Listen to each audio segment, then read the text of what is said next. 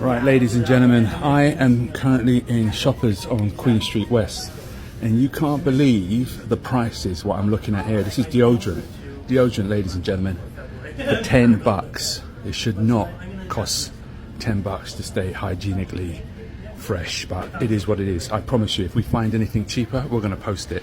This is Shoppers on Queen Street West. It's just frightening how much deodorant costs.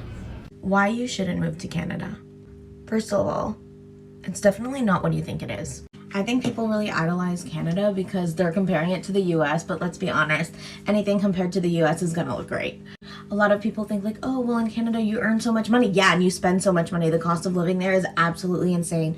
There is a housing crisis. Groceries could easily cost you $200 a week. Rent for a one bedroom in Toronto is $2,400. If you earn $60,000 annually, that's $5,000 a month before tax. That's already like half of your salary. The majority of the year is cold. You're going to be cooped up inside. The winter blues and depression in winter is a real thing. Sure, Canada has universal healthcare, but there are limitations. If you do get a job, you could get 2 weeks paid time off. My parents have been working at their company for 20 years and they just got 5 weeks. I'm in Spain. It's not perfect, but you couldn't pay me to move back to Canada. I must be going through a quarter life crisis because I just feel like life is passing me by. I'm literally home every day doing the same shit every day. And it's like, is this what life is? Like, this is not what I want for myself. Like, life just fucking sucks. This is just not where or what I expected life was going to be when I was 24. And I want out. And, like, just forget even the fucking cost of living, especially in Toronto. Everything is just so goddamn expensive. You breathe and it's fucking $50. And then minimum wage is not even doing anything. Minimum wage is not even supporting nobody. It's just so frustrating, and it's so hard to stay optimistic in a place where you know you're gonna need 3 jobs just to fucking survive. Like, do I even want to continue to go to school anymore? Because it's like 10, 20 years from now, literally 5 years from now, am I even gonna be able to support myself? Like, do I even want to have a family? Are my kids even gonna have somewhere to live? Like, how can I afford this? How can I do this? Like, life is just seeming too unrealistic that I feel like I don't even have a passion or drive for anything, because does anything even matter anymore? No, it's not 1,000 excuses. It's 1,000 reasons. If you have never been American poor, you do not have the right to talk to people about being American poor. But you know what? Let's look at the numbers anyway. Income minus your expenses, that's your budget. We're saying no healthcare, no insurance, no car, no transportation, no debt, no cleaning, no clothing, no cell phone, no internet, no pets, no fun.